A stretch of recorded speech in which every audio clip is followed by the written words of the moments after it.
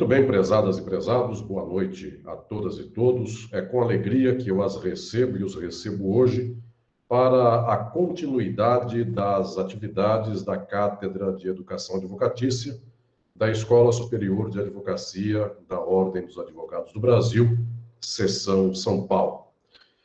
Esta aula de hoje, este curso de hoje da Cátedra, é de grande relevância, é de especial importância, porque nele eu refletirei com todas e todos a respeito daquele marco da formação e da educação de juristas, advogadas e advogados, que vem a ser a referência dos novos direitos. Os direitos também, alguns deles chamados, da inovação tecnológica, não só no campo da inovação tecnológica, mas também em vários outros campos e dimensões dos chamados novos direitos. Esta, certamente, é uma reflexão fundamental para a educação advocatícia, na medida em que, pelo fato de que o direito tem novidades, ele apresenta, eu chamaria aqui de pronto, algumas mudanças e modernizações na sua própria estrutura. Por conta disso, o advogado e advogada e o jurista, de modo geral, tem que se atualizar naquela que é a educação advocatícia. O que eu estou dizendo é que o conhecimento adquirido por um jurista no momento da faculdade não necessariamente será aquele que levará consigo o jurista por muitos tempos da sua própria vida prática no âmbito do direito. Isso porque o direito muda. E nós temos exemplos, eu diria, inclusive, de grande impacto nas últimas décadas do Brasil, a começarmos do Código de Processo Civil, e também não há tanto tempo atrás, o próprio Código Civil, e se remontarmos ainda para mais tempo, nós encontramos, por exemplo, a mudança constitucional no ano de 1988.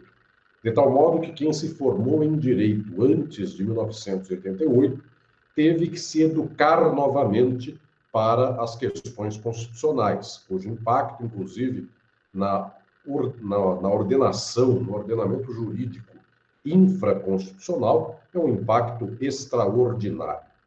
Então, senhoras e senhores, estou dizendo que a educação continuada, para usar os termos muito frequentes em educação e pedagogia, a educação continuada de advogadas e advogados se faz também com a dimensão de que o direito tem novidades, são os novos direitos. Até uns 50 anos atrás, nunca se falou pelo mundo de um ramo do direito que era o direito do consumidor. Este ramo consumerista do direito, ele começa a se entender como tal nas décadas finais do século XX, de tal sorte que ele passa a ser, em algum momento, um ramo destacado, e ele ganha, inclusive, um código, no caso aqui da legislação brasileira, específico para a sua regulação, o Código de Defesa do Consumidor, na virada da década de 80 para a de 90, 1980 para 1990. Pois bem, este conjunto de novidades jurídicas no campo do direito do consumidor, ele revela que algumas relações, variadas relações, que sempre existiram, sempre se deram no nível da própria vida jurídica cotidiana, em algum momento passam a se enfeixar de outro modo, porque o consumo, ele vem de uma certa característica privada, eu chamaria de basilar, nas relações sociais, jurídicas, capitalistas. No entanto, estas relações de consumo não se conheciam enquanto perspectivadas por um ramo específico. Eram tidas, efetivamente, como legislações e relações práticas do campo do direito privado. E, em algum momento, elas passam a se reunir em um campo bastante específico, e neste momento não se faz apenas aqui a junção, não se faz apenas aqui a reunião de elementos que estavam esparsos. Quando se inaugura um conhecimento e uma prática, e eu diria até mesmo uma legislação sobre um ramo do direito, como o direito do consumidor, começa também a se estabelecer uma tipologia jurídica que amarra e instala princípios jurídicos muito próprios.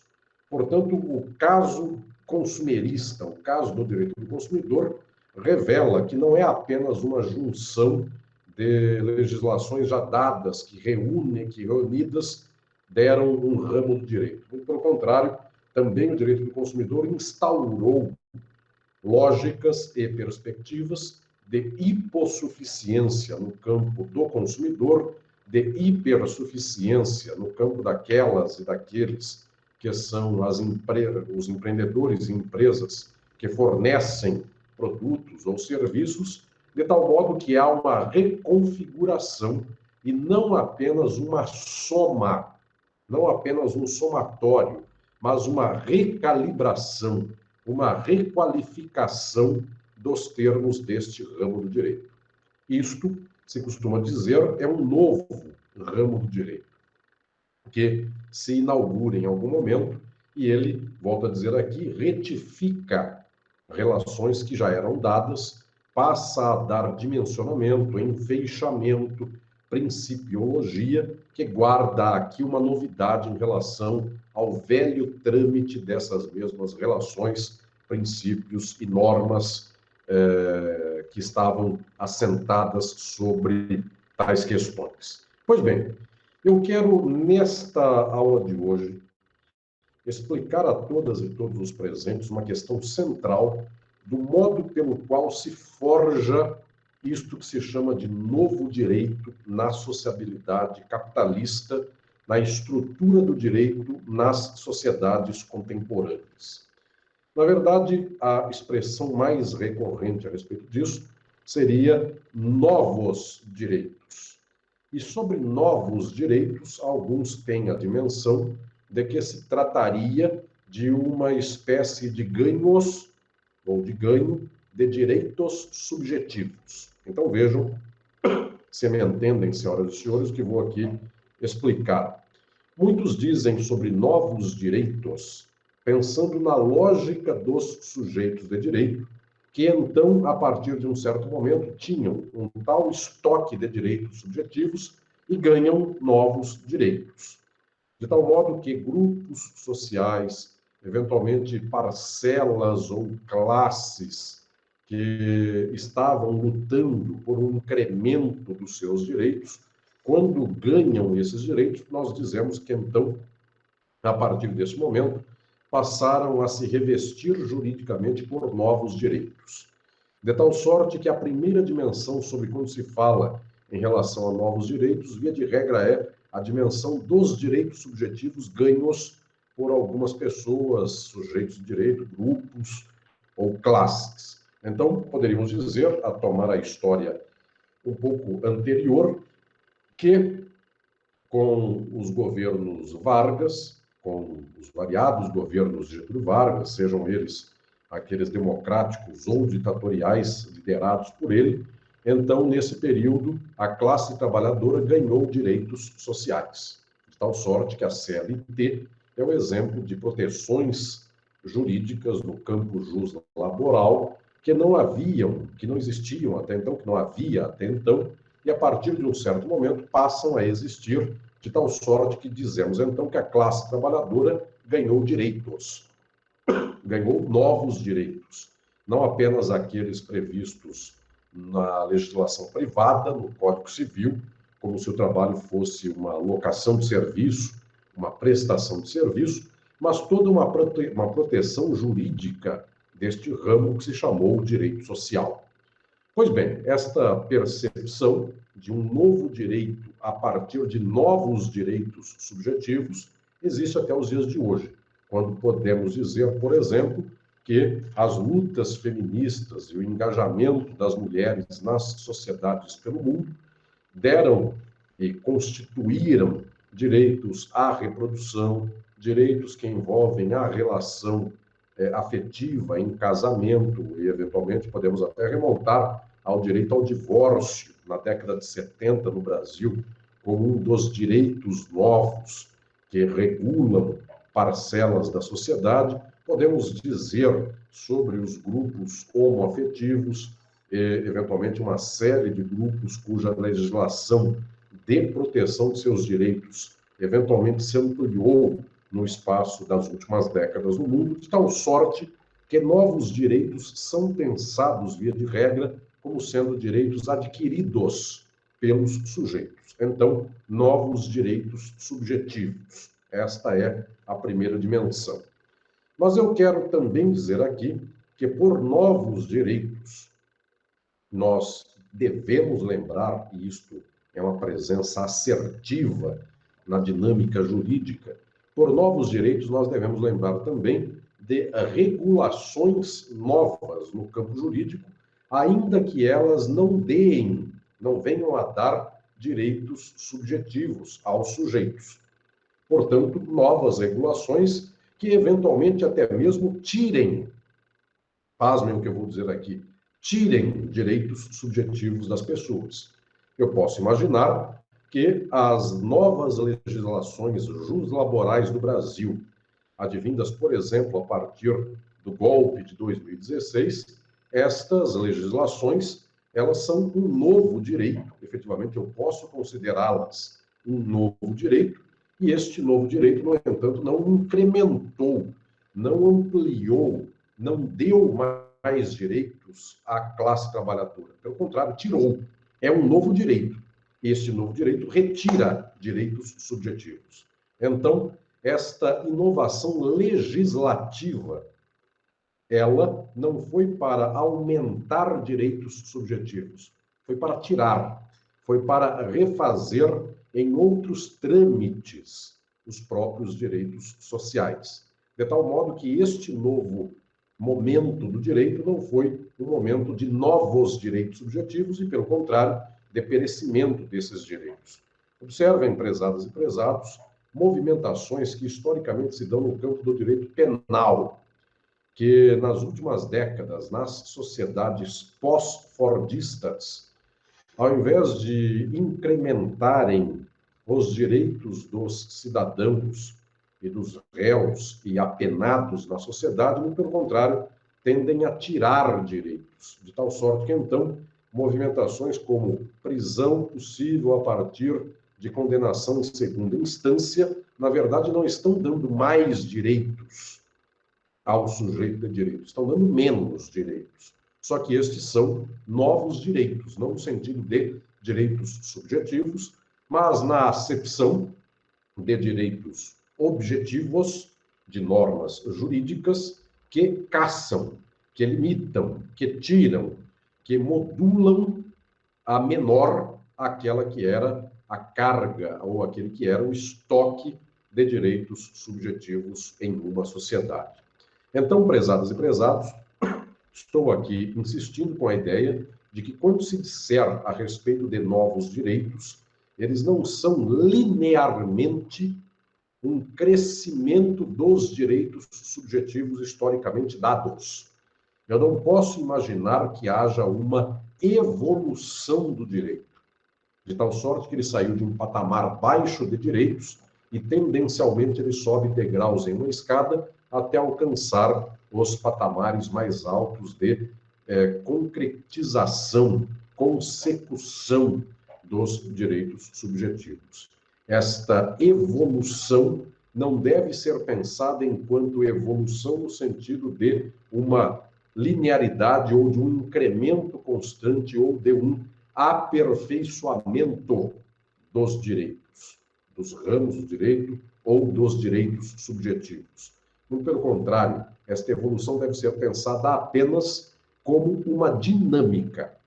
Entendam a proposição filosófica que eu vou expor aqui na noite de hoje a todas e todos.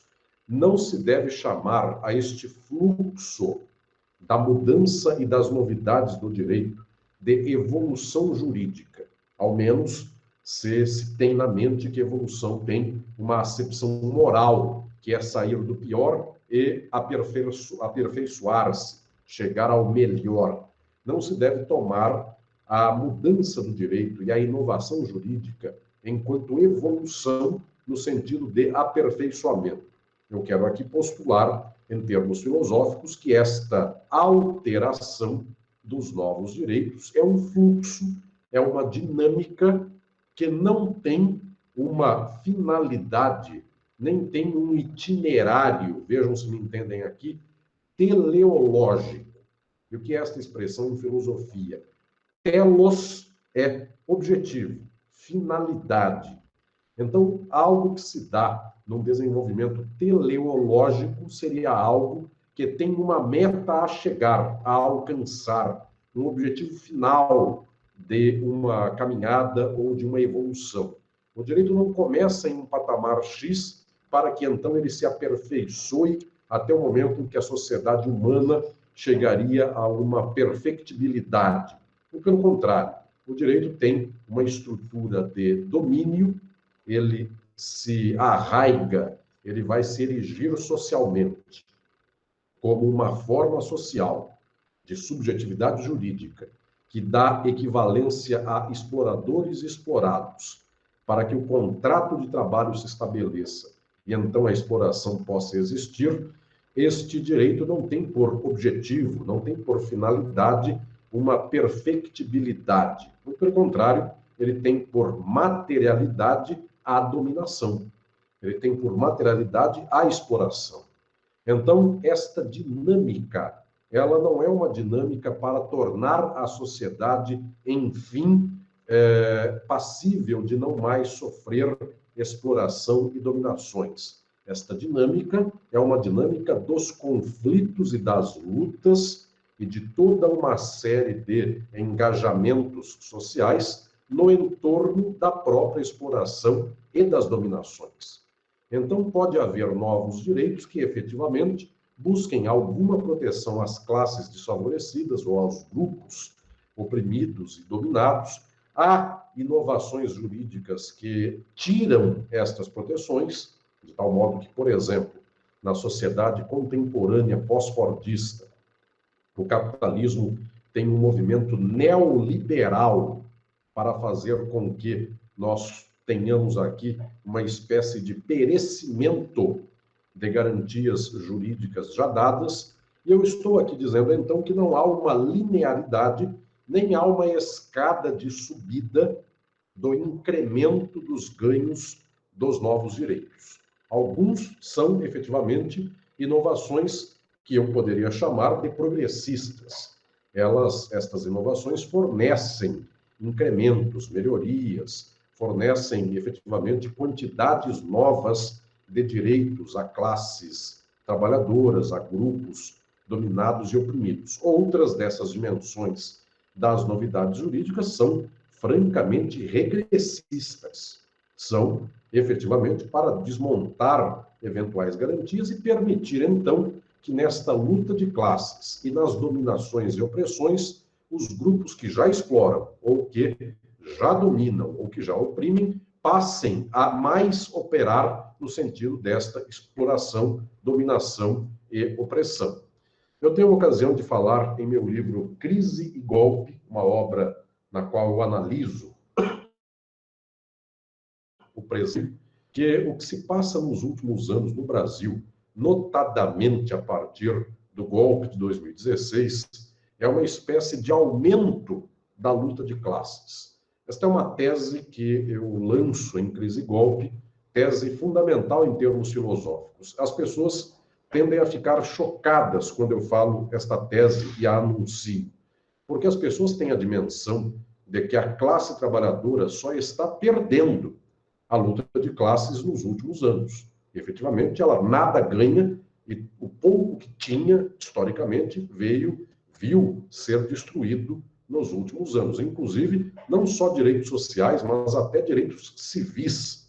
Observem o estágio de regressão que se dá em termos de legislações ou proteções a garantias individuais, perseguições, eu volto a dizer, à própria luta feminista, ao movimento LGBTQIA+, várias lutas que estavam relativamente em ascensão e que com governos atuais e legislações atuais passam a sofrer um choque frontal. Então, muitos dizem, no momento presente, nós não estamos tendo novidades nas lutas de classe, porque a classe trabalhadora não está ganhando nada, pelo contrário, está perdendo. No entanto, filosoficamente, é esta dimensão que eu anuncio em Crise e Golpe e quero que as senhoras e os senhores entendam. Exatamente a perda de direitos estabelecidos ou de lutas que vinham concretizando direitos, exatamente esta perda é uma manifestação, é um índice, é um sintoma da luta de classes. Porque a classe exploradora e os grupos dominantes da sociedade, eles estão constantemente em um processo de reprodução da exploração, das dominações e das opressões.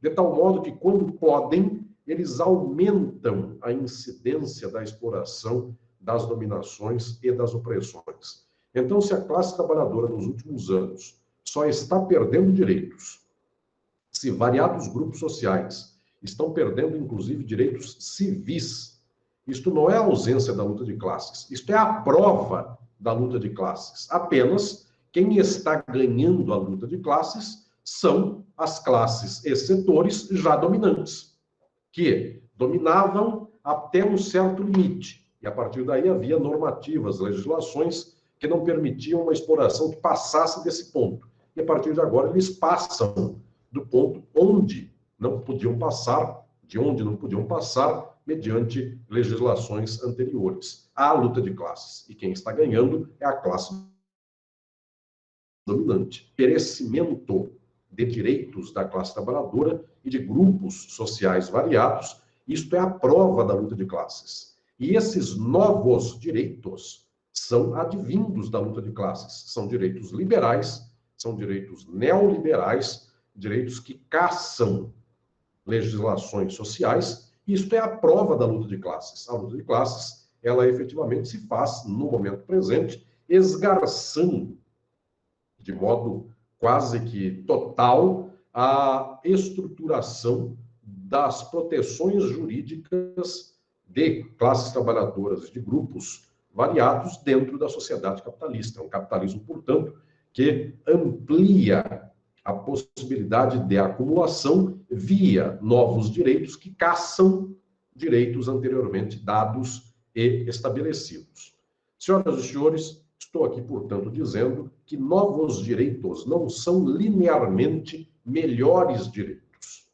Direitos que aumentam a consciência, a inclusão, a possibilidade de promoção social em uma certa formação. Não é isto que se dá. Muito pelo contrário, esses novos direitos podem ser totalmente contrários aos interesses populares e favoráveis a minorias exploratórias e dominantes da sociedade, e este padrão, via de regra, é o padrão do capitalismo. Em não havendo resistência, em não havendo luta de exploradas e explorados, dominadas e dominados, oprimidas e oprimidos, então exploradores, dominadores e opressores vão adiante até o limite do possível naqueles que são os seus modos relacionais jurídicos de exploração, dominação e opressão. Então, com isto, prezadas e prezados, eu estou aqui insistindo com a ideia de que nós temos novos direitos e esses direitos não são necessariamente direitos que ampliem a consciência social ou mesmo o tecido das proteções sociais.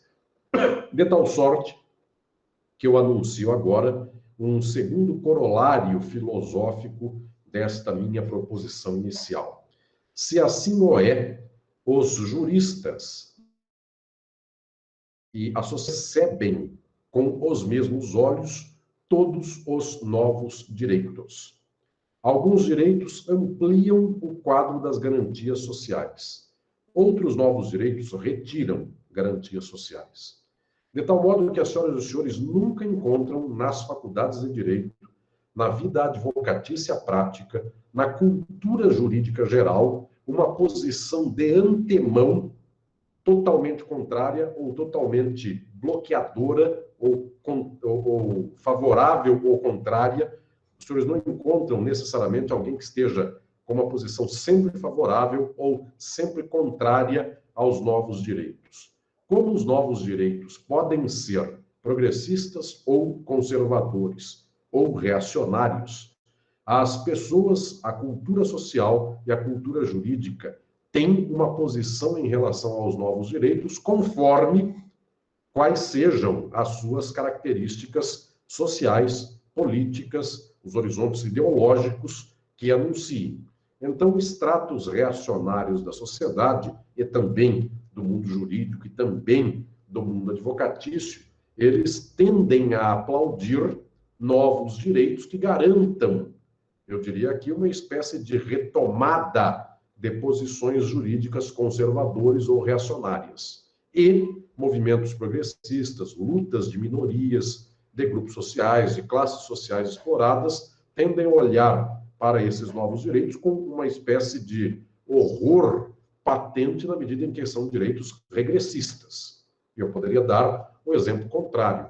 Há 80 anos, os direitos sociais no Brasil, CLT, direitos à previdência social, são uma espécie de migalha ou mínimo colchão da estruturação da própria sociabilidade capitalista brasileira. E as classes dominantes, as classes exploradoras, há 80 anos no Brasil, odeiam a CLT, odeiam o direito do trabalho. Há 80 anos no Brasil, o discurso em relação aos direitos sociais é um discurso dos dominantes de alta contenda e oposição em face dos seus princípios, em face dos seus ganhos. As faculdades de direito, historicamente, são contra as novidades que ampliam as garantias às classes trabalhadoras. As classes trabalhadoras, por sua vez, tendem a fazer uma luta em defesa dos direitos sociais, muito mais plena nesse caso do que, então, as classes dominantes economicamente. O que estou dizendo é que não há, de antemão, uma posição ideológica a favor ou contra os novos direitos. Em geral, isto se dará quando estes direitos atentam a favor ou contra alguns interesses específicos e, então, os juristas e a cultura jurídica passam a se posicionar especificamente, em cada caso, a favor ou contra tal ramo do direito. Por isso, não cabe aqui dizer, eu quero também anunciar filosoficamente, a ideia de que o direito de antemão rechaça os novos direitos. Alunas e alunos nunca tenham esta percepção ou esta dimensão de que o direito rechaça de antemão os novos direitos. Depende de quem no campo jurídico e depende de quais novos direitos.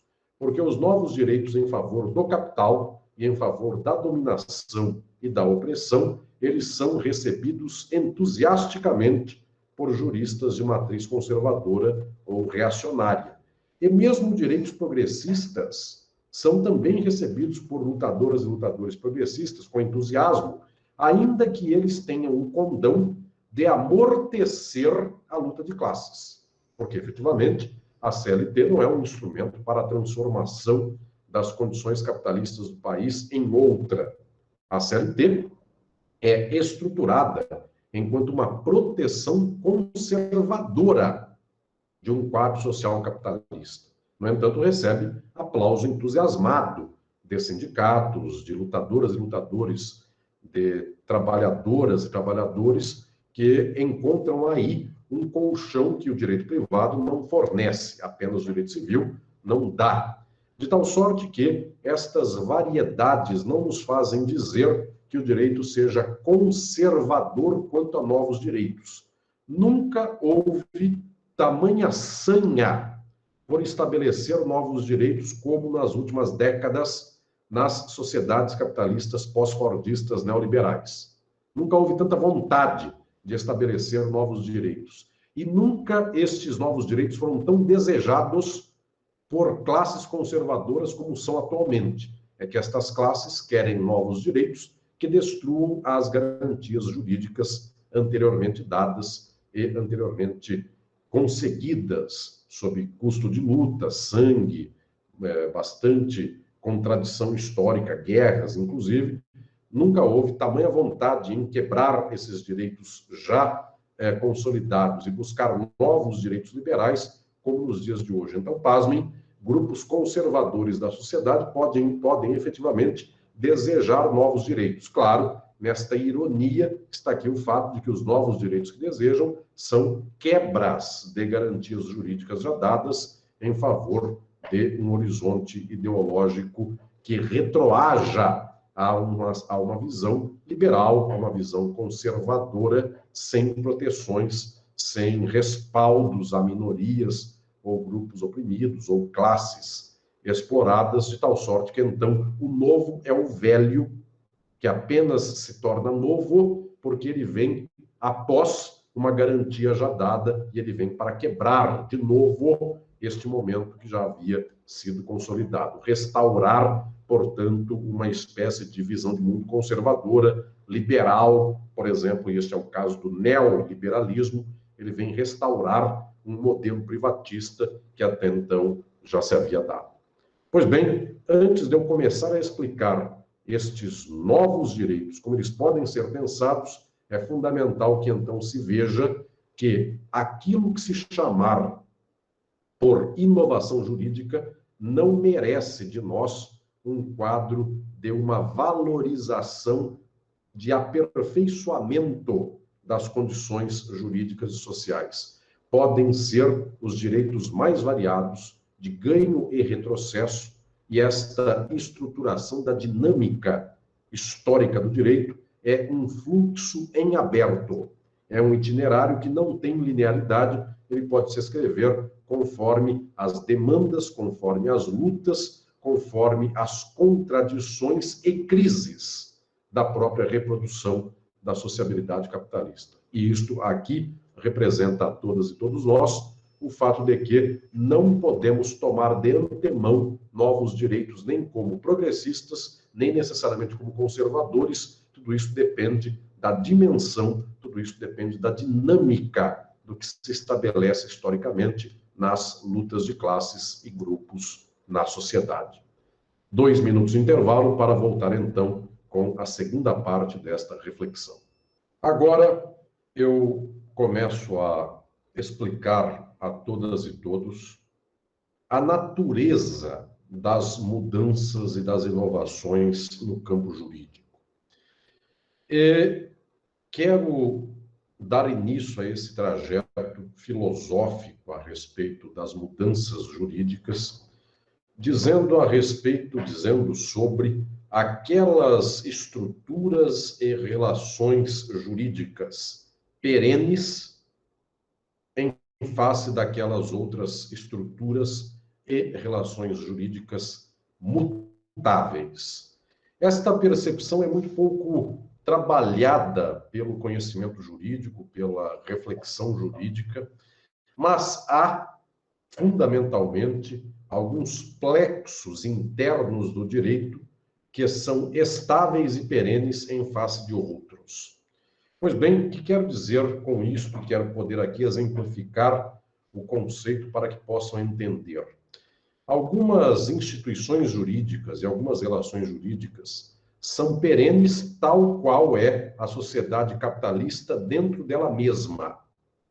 O direito, enquanto forma social, é uma forma de relação entre sujeitos de direito tornados iguais e livres, equivalentes para que transacionem mercadorias, e esta forma só existe no capitalismo. Esta descoberta de Marx, desenvolvida por Pachucanes, muitos das senhoras e dos senhores têm ocasião de conhecer esta reflexão também mediante alguns dos meus livros, como Introdução ao Estudo do Direito. Pois bem, o que eu estou dizendo é que esta estrutura da forma de subjetividade jurídica, ela é perene como é perene o modo de produção. Ela não muda dentro do modo de produção. Não quero dizer que todos nós só sejamos o que somos por direito. Então, alguém tem ou não tem por direito em todos os tempos. Quero dizer que dentro do capitalismo, se o capitalismo é o modo de produção, as pessoas têm por direito. Tem ou não tem por direito. Então, dentro do modo de produção capitalista, o ter por direito é uma estrutura perene. Ela só mudará se mudarmos o modo de produção. de tal modo que a noção de direito subjetivo é uma estrutura central do capitalismo. Também o Estado é uma forma social derivada das formas do capitalismo. É aquilo que anuncio no meu livro Estado e Forma Política. De tal modo que os direitos, agora não mais os subjetivos, as normas do direito objetivo, sendo declaradas pelo Estado, esta é uma estrutura que advém da própria sociabilidade capitalista. Então, é o capitalismo que constrói uma lógica institucional e normativa que dá direito e dá norma jurídica conforme norma estatal. Este fluxo de criação de norma jurídica como sendo norma estatal é perene na sociedade capitalista, porque o Estado é forma derivada da forma mercadoria e só pode haver capitalismo havendo Estado. Pois bem, estas estruturas fundamentais, elas não mudam. Todos os novos direitos operam direitos subjetivos, ampliando-os ou retirando direitos subjetivos dos sujeitos de direito, mediante normas estatais.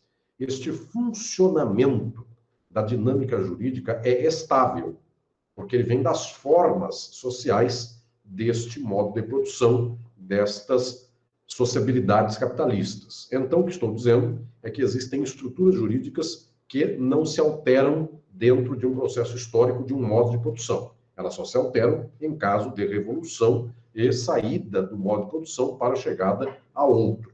Mas dentro do capitalismo, estas estruturas não mudam. Pois bem, alguns direitos concretamente dados também não mudam dentro do capitalismo. Eu chamaria atenção para o direito da propriedade privada, porque é ele que organiza o capital. Toda a sociedade capitalista, desde que se assenta como tal, preserva, de modo praticamente inflexível, o direito à propriedade privada. Então, prezadas e prezados, é como se eu dissesse que o direito civil, ele é o verdadeiro coração do direito. Ele não muda. E, historicamente, as sociedades capitalistas efetivamente têm no direito civil o direito que menos muda. Esse direito civil, os princípios dele são os mesmos para praticamente todas as sociedades capitalistas. Alguém dirá, mas não existe a diferença entre civil law e common law? Essa diferença é do procedimento. Ambas garantem a propriedade privada. Ambas garantem o básico, o central. Não existe diferença entre Código de 2016, de 1916 e Código de 2002, o velho Código Civil e o novo Código Civil, várias diferenças, mas ambos garantem a propriedade privada. E o que o Código de 2002 finge dar de interesse social é uma espécie de fumaça apenas para aplacar ânimos, mas isso na prática nada revela. Função social da propriedade não tem nenhuma aplicabilidade compulsória e prática na sociedade e no direito do Brasil. Pois bem, estou dizendo que o direito civil é o núcleo estável do direito capitalista, do direito nas sociedades capitalistas. Este núcleo é plenamente estável, porque ele organiza, ele fundamenta a igualdade, aqui normativa, a isonomia, a liberdade negocial e, acima de tudo, a propriedade privada. Então, o direito civil é uma espécie de plexo praticamente perene da sociabilidade capitalista. O que muda no direito civil é a rebarba do próprio direito civil. Então, efetivamente, eu poderia dizer que o registro imobiliário das propriedades, este sim, pode mudar, este sofre alterações, de tal sorte que o registro imobiliário, uma certa vez era de um modo, hoje, mediante a tecnologia, ele pode sofrer mudanças, alterações, mas não o princípio da propriedade privada. Esse princípio é perene na sociedade capitalista. O modo de registro é que pode mudar. A alteração, portanto, se dá naquela que é a rebarba do direito civil. E o direito notarial, para o direito civil, é uma espécie de rebarba. Ele aqui secunda, ele aqui ampara, sustenta aquilo que é o central do direito civil. Senhoras e senhores, eu também poderia dizer que as sociedades capitalistas só podem existir com um direito penal correspondente em contrapartida ao direito civil. Portanto, só há capitalismo em havendo também direito penal, criminalização, prisão, formas, inclusive aqui, de penalização, as mais variadas, que sejam correspondentes à sociabilidade capitalista. Pois bem, estas formas criminais, elas têm um plexo sempre perene. Este plexo é o fato de que aquele ambiente e aquele interesse central, que é o da propriedade privada, ele não pode ser abolido, ele não pode ser atacado. Tudo que ataca o princípio da propriedade e da acumulação será criminalizado. O que ocorre é que o direito penal ele está mais na berlinda da mudança do que o direito civil, porque efetivamente as rebarbas do direito penal elas são objeto de luta mais abertamente do que o direito civil. O direito civil nunca é posto na berlinda na sociedade capitalista, porque ele é o coração. O penal também não é posto na berlinda o fato de criminalizar, o poder de criminalizar, mas é posto na berlinda como se dará, por exemplo, a execução criminal. Isto sim, isto não é fundamental ao capitalismo. Que o aprisionado numa cela sofra muito ou sofra pouco, esta dimensão não é estrutural ao capitalismo. Agora, a propriedade privada é estrutural. E a função criminal de impedir, mediante ferramentas repressoras, a tomada da propriedade privada de outra pessoa, estas funções são estruturais. Então, as senhoras e senhores já conseguem perceber que os novos direitos no campo do direito civil são quase nenhum. E no campo do direito penal são um pouco mais, mas ainda assim nunca tocam o núcleo. Portanto, virtualidades como, por exemplo, o abolicionismo penal não podem existir como novos direitos no capitalismo. Estas são bandeiras que efetivamente são levantadas, inclusive, meritoriamente por movimentos sociais os mais variados, mas eles só podem existir se a associabilidade acabar. Não pode haver abolicionismo penal com o capitalismo, somente com a extinção do modo de produção capitalista que se pode ter esta bandeira. No capitalismo que se pode ter, mais ou menos, é uma forma de enxugar gelo. Então, um incremento aqui, uma melhoria ali. Um outro campo bastante patente das inovações jurídicas é o campo do chamado direito público. E eu quero também dizer, no caso do direito público, o fato de que há estabilidades e perenidades e há, obviamente, condições incidentais, estas novidadeiras, em face daquelas que são estruturalmente estáveis. O que é estável no campo do direito público? A própria lógica de afirmação do Estado enquanto mantenedor de um monopólio da violência, da força física na sociedade. Portanto, observem, senhoras e senhores, a estabilidade das regulações, por exemplo, no campo militar, de forças armadas. Estas regulações militares praticamente são invariáveis, ou só variam de acordo com o interesse dos próprios grupos e estamentos militares. De tal sorte que são impenetráveis, na prática, a alterações civis. Observem o quanto o Brasil, mesmo após o fim da ditadura militar, não consegue regular o direito militar. Não há chance de inovações no campo do direito militar, a não ser que sejam, daqui a pouco eu falarei sobre isso, inovações tecnológicas, ou seja, aquelas que demandam, por exemplo, novas tecnologias para o uso militar, então se é obrigado a fazer uma atualização desses termos. Mas aquelas legislações ou alterações de mérito nas relações de direito público-militar, elas são esquecidas. Tanto assim que este campo é perene e ele é autogestado e autocontrolado, que a própria ciência do direito muitas vezes nem lembra de elencar este ramo do direito como um ramo do direito estudado ou analisado, porque ele é tão fechado, ele é tão preso para dentro de si próprio, que ele sequer é lembrado por terceiros externos a ele, de tal sorte que é um ramo perene. Este ramo, ele não muda, porque a sociedade capitalista tem um Estado, uma forma derivada, necessária das próprias formas da mercadoria e da acumulação, e este Estado só é Estado porque tem um corpo militar que garanta o monopólio da violência em face de terceiros. E este monopólio nunca é posto em xeque. O dia em que o monopólio da violência pelas mãos do Estado, dos aparelhos armados do Estado, for posto em xeque, o dia que esta condição for posta em xeque, então o capitalismo se destrói, porque efetivamente o povo poderá tomar o poder. O que eu estou aqui dizendo é que existem nucleações no campo do direito público que são estáveis. Outras são mais frequentemente mutáveis, como, por exemplo, algumas do direito administrativo. Nós podemos imaginar que algumas garantias, por exemplo, em relação ao próprio agente público, elas têm um histórico de décadas e século, mas estas garantias e regulações podem mudar. Observem, a expressão reforma administrativa é recorrente no Brasil desde o golpe militar. Quando o golpe, não só militar, civil, empresarial, militar, mas desde que o golpe de 64 se deu, há um discurso por reforma administrativa, capitaneado pelos liberais daquele tempo. Por exemplo, o ministro da Fazenda de direita, Roberto Campos, que pretendeu quebrar proteções aos agentes públicos, aos servidores públicos, que eram dadas desde o governo Vargas.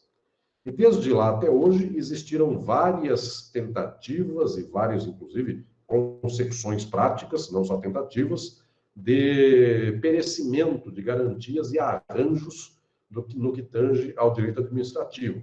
Então, no próprio tempo da ditadura militar, houve uma espécie exótica de ministério no Brasil, que foi o Ministério da Desburocratização. Então, foi criado burocraticamente um ministério para desburocratizar a estrutura ministerial do Estado brasileiro. Então, era um ministério a mais para fazer quebra de organização ministerial. Pois bem, esse Ministério da Desburocratização era uma tentativa de fazer uma intervenção no direito administrativo, quebrando direitos de agentes públicos. Nos momentos presentes, neoliberais do Brasil, década de 90, governo Fernando Henrique Cardoso, mediante, inclusive, reformas lideradas por Brescia e Pereira, que hoje tem uma posição mais progressista, mas naquele tempo empreendeu o neoliberalismo no que tange à administração, foi o ministro da administração do governo Fernando Henrique Cardoso, e com reformas como as de Paulo Guedes nos dias atuais, nós observamos posições novidadeiras no direito administrativo, e estas posições, elas são regressistas neste campo. Então, o que estou dizendo é que o direito público tem constâncias e tem mutabilidades. E é fundamental que nós entendamos quais são as constâncias e quais são as mutabilidades. Via de regra, quanto mais constante é um espaço, um ramo do direito, é porque ele é mais decisivamente estrutural à própria reprodução do capital. Então, este é um aspecto decisivo e, por causa disso, ele não muda. Ele conhece pouca alteração novidadeira dos seus próprios direitos, sejam direitos subjetivos, sejam direitos objetivos, normas jurídicas regulando a esses mesmos direitos. Pois bem, estou aqui, portanto, dizendo destas estruturações variadas, e eu lembraria agora, para chocar as senhoras e os senhores, aquilo que eu anuncio no meu livro Estado e Forma Política, e desde então isto tem sido muito estudado e muito repercutido por leitores e pesquisadores desse livro, que é o fato de que o direito privado, direito civil, e o direito penal, tirando a rebarba da execução penal, mas o central do direito penal enquanto garantidor da propriedade privada, esta nucleação é mais estável do que o direito constitucional. Ou seja, a Constituição muda. O direito civil e o direito penal, não. Em qualquer país do mundo. O direito civil e o direito penal são velhos. E a Constituição é nova. Portanto, o que estou aqui dizendo às senhoras e aos senhores é o fato de que o direito constitucional, que parece ser o arcabouço normativo, olhando pelo ângulo justpositivista, ele se anuncia enquanto vértice das possibilidades normativas de um ordenamento jurídico. Esta é a definição de Hans Kelsen, por exemplo. É preciso que nós olhemos com olhares muito superiores a tudo isso, com uma filosofia do direito crítica, para entendermos que a norma que está por cima no ordenamento jurídico vale menos, tem menos incidência material do que as que estão por baixo. Ou seja, a legislação infraconstitucional do direito civil e do direito penal tem maior incidência material do que a legislação, do que a normativa constitucional, que está hierarquicamente por cima do Código Civil e Penal e que manda menos na prática, e que é mais atravessada por demandas de novidade. De tal modo que qualquer país do mundo muda frequentemente o seu direito constitucional e não muda os princípios do direito civil e do direito penal. Alguém dirá, mas os Estados Unidos não mudam a sua Constituição, pelo fato de que eles não têm uma, e a interpretação do que eles chamam de emenda, e que serviria de Constituição, esta muda conforme a composição da Suprema Corte estadunidense. Efetivamente, o direito constitucional estadunidense muda mais que o nosso, porque como não há basta uma decisão da Suprema Corte que leva para lá ou leva para cá, para dizer que o princípio, então, vai para lá ou vai para cá. A possibilidade do aborto, a possibilidade de desarmamento ou armamento, tudo isso é uma Constituição na prática e que muda com o sabor dos ventos. Efetivamente, estas questões públicas constitucionais são mutáveis. O que não é mutável é o civil e penal. Eu sempre digo, senhoras e senhores, falo isso em Estado de Reforma Política, é como se nós pudéssemos verificar que em qualquer sociedade capitalista o direito civil é o arroz, o penal é o feijão e Constituição é uma mistura que muda conforme o sabor ou as questões do dia. Então, é o exato oposto de uma leitura justpositivista do ordenamento jurídico que presume que tudo que está abaixo da Constituição adveio da Constituição. E assim não foi. Tanto é que a Constituição de 88, na prática, ela recepcionou quase todo o ordenamento jurídico. E a expressão, ela recepcionou, inclusive, ela é ideologicamente enganosa, porque as legislações dos variados ramos do direito pouco se importaram com a Constituição. São elas que já estavam presentes, e a Constituição é que tentou se adaptar com elas na medida do possível. Observem, por exemplo, os códigos militares do Brasil, o quanto eles foram praticamente blindados em relação a princípios constitucionais os mais variados. Eles pouco se flexionaram ou pouco mudaram em face das inovações constitucionais. Então, prezados e prezadas, o que estou aqui dizendo é o fato de que nós temos tendencialmente uma estrutura mais mutável nos direitos que são menos diretamente ligados ao interesse burguês e uma estrutura jurídica perene, imutável dentro da história do capitalismo, que são uma estrutura que é a estrutura dos direitos diretamente ligados ao capital. Observem o próprio campo do direito processual, o quanto este campo tem possibilidades de mudança, novidades processuais, que são, eu diria, a rebarba da lógica processual, mas uma nucleação central invariável, que é o fato de que não se pode fazer uma resolução por conta própria de conflitos. Esta resolução é reclamada a um monopólio estatal e é o Estado quem dá espaços de arbitragem, quem dá espaços para resoluções extrajudiciais de conflito, mas garantindo neste espaço a própria lógica privatística da propriedade privada. E o Estado e o direito processual só dão espaços para resoluções extraprocessuais, judiciais de conflito, quando estas possibilidades de resolução são ainda mais interessantes ao capital. Então, câmaras de arbitragem, por exemplo, são espaços privilegiados para que o interesse do capital se pronuncie, mais privilegiados ainda do que o próprio campo do direito processual estatal, do que a jurisdição estatal, porque, eventualmente, um ou outro magistrado podem ter uma visão progressista. E, no campo da arbitragem, via de regra, estes espaços, instituições arbitrais, são feitos por federações de empresários, são feitas por nucleações de comerciantes, industriais, banqueiros, de tal sorte que eles ainda levam mais adiante a lógica da propriedade privada.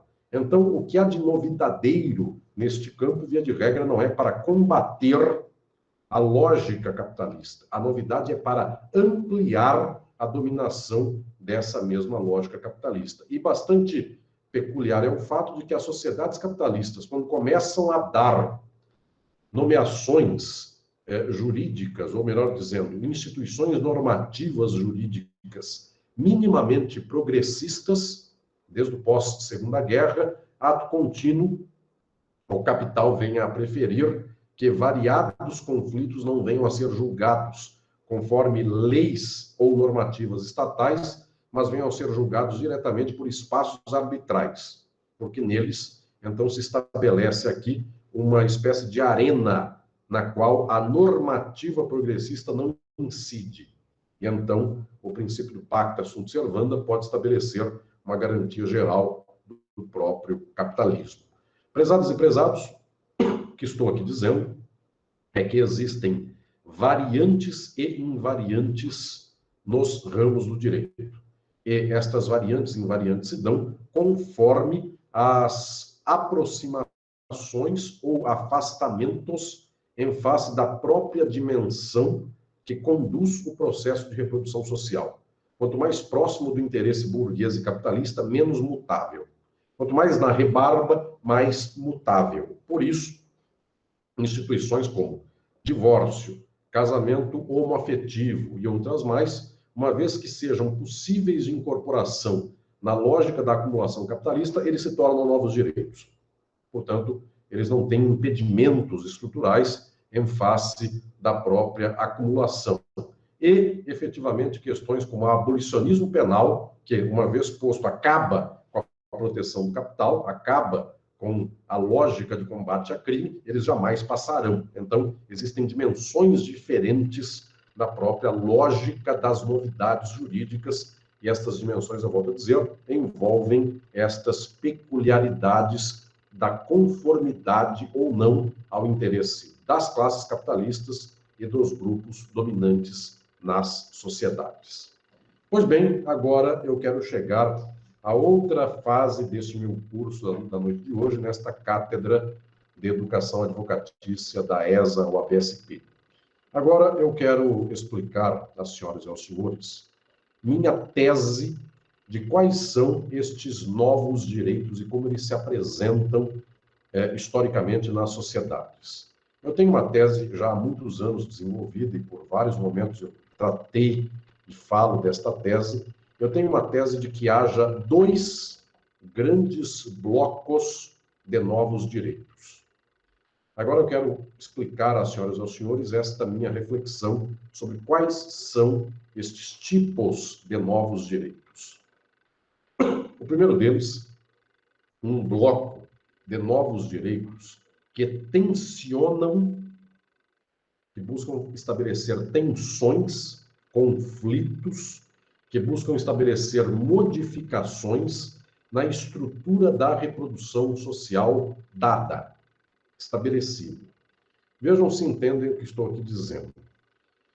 Existem alguns novos direitos, que são direitos de combate a estruturas ou reproduções jurídicas já assentadas. Então, esses novos direitos seriam novos direitos porque interferem numa certa lógica estabelecida da sociedade. Eu poderia dar um exemplo mais patente desses novos direitos, que seriam os direitos relacionados ao campo do direito do trabalho, da previdência social ou aos chamados direitos sociais. Estes novos direitos são direitos que interferem na reprodução da sociabilidade capitalista. Não permitem o pacta sunt servanda, o contrato livre que tem que ser cumprido tal como pactuado, fazem com que tenha que haver proteções mínimas ao hipossuficiente. Esta lógica interferiu no liberalismo jurídico e no liberalismo econômico das sociedades capitalistas. Pois bem, este tipo de novo direito é um direito que intervém em estruturas relacionais. E então é um novo direito de perfil, de cariz, de horizonte conflituoso. Ele efetivamente esgarça, ainda que parcialmente apenas, mas ele faz aqui uma espécie de combate a elementos já consolidados na reprodução social. Estes novos direitos, maiusculamente, são novos direitos. Então, a chegada do direito do trabalho é a chegada de um ramo do direito que muda profundamente a articulação liberal da sociedade. Efetivamente, este é um direito de modo maiúsculo. Observem, prezadas e prezados, eu próprio faço essa reflexão em um livro meu que se chama Crítica da Legalidade do Direito Brasileiro. Nesta obra da editora Cartier-Latam, eu mostro como alguns direitos no campo do processo e alguns direitos que são até do direito material, mas têm interface processual muito rápida e patente, como é o caso do direito do consumidor.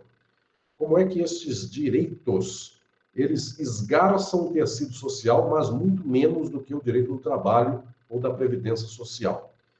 É um costume dizer que os dois grandes campos do direito que trabalham com a hipossuficiência são o direito do trabalho e o direito do consumidor. Ambos, efetivamente, reconhecem que numa relação contratual há um hipersuficiente e um hipossuficiente.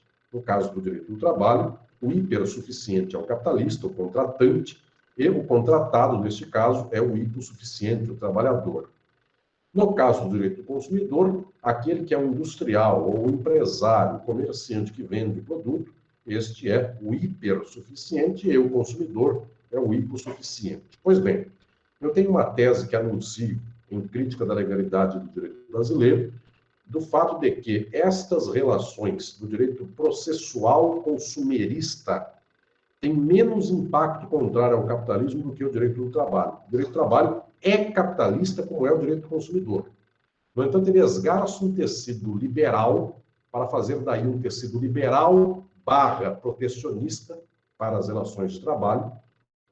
E o direito do consumidor, pasmem, ele regula em favor do capital o consumo de massas.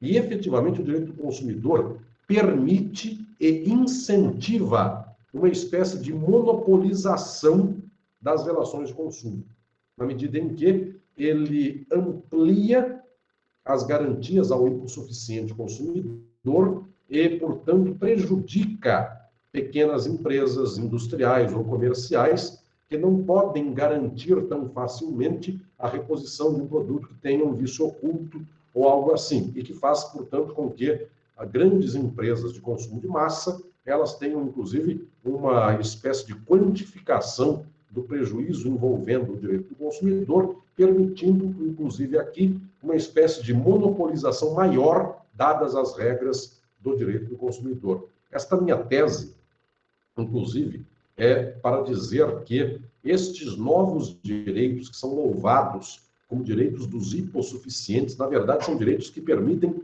um grau de acumulação ainda maior para o capital. E o direito do trabalho não é que ele não tenha permitido isso, muito pelo contrário, ele tem a mesma lógica.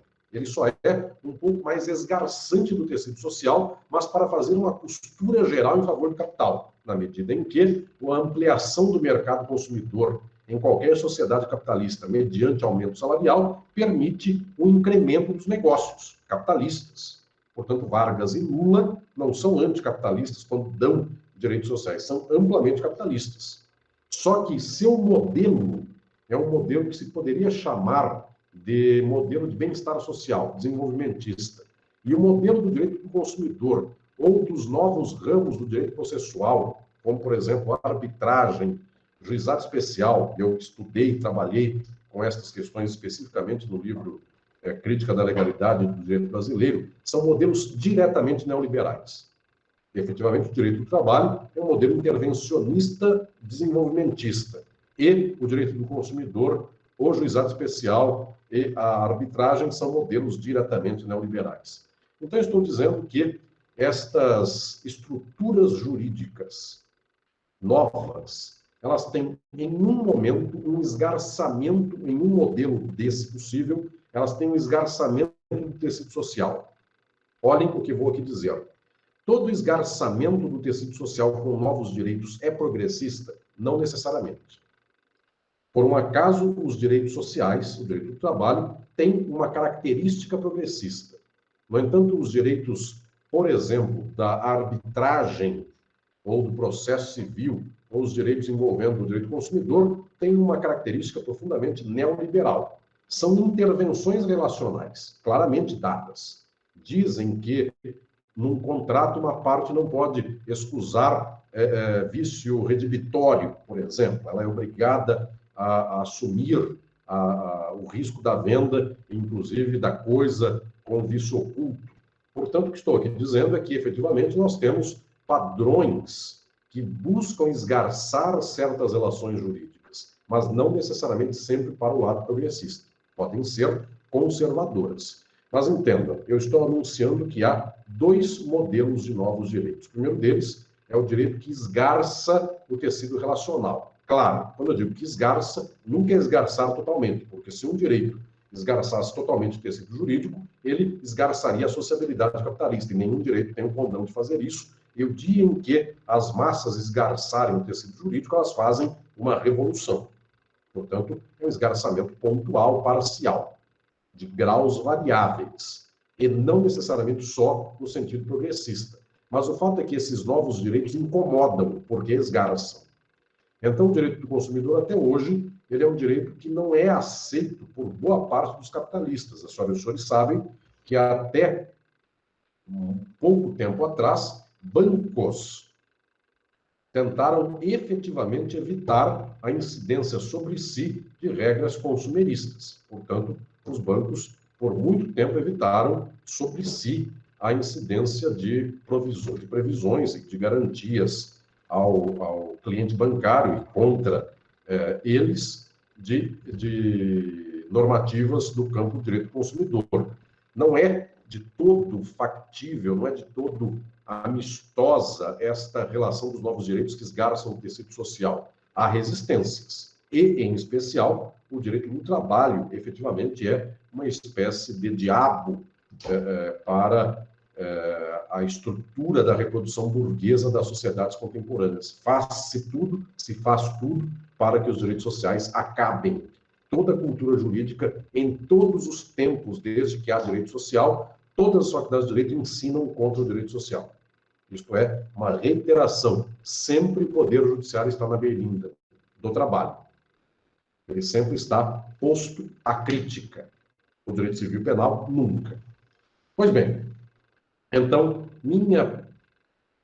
propugno aqui, minha primeira exposição às senhoras e aos senhores de ramos dos novos direitos, é daqueles novos direitos que têm uma dimensão que se estrutura para esgarçar parcialmente o tecido social. Esses direitos tendem a ter mais resistência quando surgem, porque, efetivamente, alguns grupos ou algumas relações sociais serão aqui, sofrerão aqui uma contenda e deverão se alterar. Portanto, estes novos direitos, estes modelos de novos direitos não passam pacificamente na estrutura social, sofrem combate. Esta é a primeira modulação dos novos direitos. Segunda modulação dos novos direitos, quero anunciar também aqui esta minha tese filosófica às senhoras e aos senhores. Há uma segunda ordem de novos direitos, que são os direitos advindos de inovações tecnológicas. Então, agora eu quero poder explicar esta segunda categoria de novos direitos. Há direitos que se estruturam e se anunciam novos apenas porque tecnologias se ampliaram e surgiram também de modo novo. E o que faz o direito nesse caso é atualizar relações conforme tecnologias. Eu lhes dou um exemplo talvez mais patente das últimas décadas. Direito informacional, direito da tecnologia da internet. Direito da internet. Este ramo do direito é um ramo desconhecido há 50 anos, porque não havia internet. No entanto, em havendo internet, abre-se todo um campo de relações sociais, jurídicas, que se regulamentam e que se concretizam na prática e que passam a ser consideradas estas relações um ramo novo, específico do direito. E esta novidade jurídica, como o direito da internet, ela alcança aqui uma espécie de entusiasmo econômico e jurídico muito grande. Porque, efetivamente, quanto mais se puder pensar no aprimoramento desta novidade tecnológica em termos jurídicos, mais se permitirá a acumulação. Então, observem o que estou dizendo. Os mesmos grupos que são contra os novos direitos do trabalho, desde Vargas, são os mesmos grupos que são a favor de uma ciência extraordinária ou muito profícua no que tange ao direito da internet. Quem bate palma para a internet, via de regra, é quem é contra os direitos sociais e trabalhistas. Aí, as senhoras e senhores conseguem entender a minha proposição filosófica no início desta aula, quando eu disse, não é todo grupo social que é plenamente contra ou a favor de qualquer inovação do direito. Depende de qual é a inovação. Grupos em defesa do capital, via de regra, aplaudem atualizações de novos direitos da tecnologia e odeiam inovações no que tange a aumento de proteções da classe trabalhadora. Então, prezadas e prezados, efetivamente, aqui se dá o quadro destas variações, inclusive, no que tange a acepção de novos direitos. Mas também não quero dizer que seja apenas entusiasmada a recepção dos novos direitos de tecnologia. Eu volto a dizer aqui, estou propugnando que se leia filosoficamente o campo dos novos direitos em duas chaves. Eles são dois tipos de novos direitos. Os direitos que esgarçam relações sociais já dadas e os direitos da tecnologia nova, da inovação tecnológica. Pois bem, o direito da inovação tecnológica é aplaudido e o direito daquela que é a novidade jurídica de esgarçamento, em geral, sofre resistência.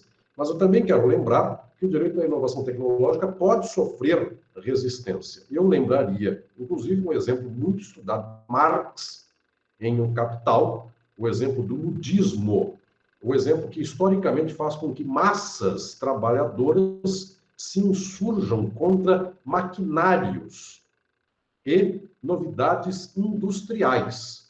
Portanto, no tempo da Inglaterra, no qual uma máquina fazia o serviço de 10 trabalhadores e desempregava, portanto, esses 10 e suas famílias eram levadas ainda a uma condição mais degradante dentro da exploração capitalista. Pois bem, formas muito recentes disso é, por exemplo, a luta de grupos econômicos na sociedade, como o grupo dos taxistas em todo o mundo, contra aparelhos que permitem a locomoção mediante localização via celular, por exemplo, Uber. Então, o direito da tecnologia do Uber recebe entusiasmo de boa parte do mundo econômico e jurídico, mas não recebe aplauso total. Eventualmente, há grupos que são contrários a essa inovação tecnológica e grupos que, para todos os outros fins da vida social, via de regra, são reacionários. Por um acaso, é histórico que esse grupo de taxistas, por todo mundo, isso não é só uma característica do Brasil, é um grupo bastante propício a uma ideologia conservadora, porque, inclusive, historicamente, é um grupo que transporta a classe média alta, e, portanto, tem no seu cliente alguém de um perfil, via de regra, conservador e reacionário, e, por causa disso, esse grupo, que tem posições conservadoras no geral, em favor do capital, nesse ponto específico é contra o incremento tecnológico, enquanto outros setores do capital olham para o incremento tecnológico com uma novidade extrema, no sentido de boa acepção do seu desenvolvimento. Portanto, os bancos, quando olham, por exemplo, plataformas tecnológicas, inclusive financiam startups, financiam modalidades de ampliação dessa tecnologia, porque isso permitirá, efetivamente, espaços de acumulação os mais variados. Então, senhoras e senhores, não estou dizendo de antemão que os novos direitos que esgarçam relações sociais já dadas, eles sofram sempre oposição social. Depende do grupo, depende da classe, contra as quais se destinam, a favor das quais se destinam estas novidades. Também não estou dizendo que o direito da inovação tecnológica, ele sempre sofra aqui, ele sempre encontre aplausos entusiasmados, mesmo dentro das classes capitalistas ou dos grupos que estão ligados à tecnologia, a tecnologia pode favorecer ou desfavorecer variados grupos nestas sociedades. Observem todo o campo que se abriu sobre questões trabalhistas no home office. E não se pode dizer que seja linearmente a classe capitalista defensora do home office e a classe trabalhadora, toda ela oposta ao home office. Há variações conforme o grupo, conforme, inclusive aqui, o interesse da categoria econômica e de trabalhadores envolvidos, ou mesmo de capitalistas envolvidos. Portanto, não se pode fazer linearmente uma posição em favor ou contra essa nova tecnologia, apenas tirando é capitalista, é a favor da tecnologia. Eventualmente, para serviços presenciais, o capital até agora não permite nenhuma forma de home office. Imaginem os seguranças de empresas, ou de casas, ou de prédios, para os quais os capitalistas não querem a sua presença à distância, seu controle à distância, apenas mediante visualização de home office. Eles querem a presença física no espaço em que se busca proteger aquele capital. Portanto, é variável a acepção. Mas, via de regra, o que eu quero aqui dizer é que existem dois modelos de novos direitos. Esta tese minha é uma tese bastante original de explicar que não se pode tomar a inovação jurídica como se fosse uma coisa só. Há dois grandes ramos de inovações jurídicas. Ou aqueles novos ramos do direito que esgarçam relações já dadas, ou aqueles ramos do direito que atualizam as próprias relações jurídicas para tecnologias novas. Então, o direito da informática não mudou a lógica da reprodução das relações sociais, apenas atualizou para os termos da tecnologia da internet relações de direito privado, de direito contratual, de responsabilidade civil, responsabilidade penal e tantas outras mais, que deveriam agora incidir sobre fenômenos relacionais que não se davam como tal num tempo anterior. Então, também quero propor aqui, nesta reflexão sobre os novos direitos, que os direitos novos, por alteração de relações sociais já dadas, esses direitos, eles têm uma complexidade de compreensão maior do que os direitos que apenas atualizam tecnologicamente relações sociais já constituídas. Porque se só atualizam, esses direitos operam quase como se fossem uma extensão de padrões jurídicos e normativos já dados. Então, eu diria aqui que é uma espécie de indução ampliadora ou mesmo de analogia que se possa aqui fazer para casos lacunosos no direito. Então, eu recomendo a todas e todos que, querendo saber disso, leiam no meu livro Introdução ao Estudo do Direito, o capítulo sobre as lacunas no direito, e o direito da inovação tecnológica é bastante claro, é muito patente no sentido de ser um direito que preenche lacunas. Surge uma novidade, não era prevista, então, mediante esta indução, mediante também a analogia, nós fazemos aqui uma espécie de cobertura jurídica com as mesmas bases normativas e mesmos princípios a eventos e relações sociais que não existiam. No entanto, os novos direitos em esgarçamento ou contraposição a relações sociais já dadas, eles de fato, eles sim, são invenção jurídica. A noção de hipossuficiência rompe com a visão liberal de que as partes são totalmente iguais. Claro, esta inovação nunca consegue ser plenamente contestadora daquilo que é dado, porque também o direito do trabalho tem que se assentar numa igualdade, por isso é contrato, apenas numa proteção da parte hipossuficiente do contrato.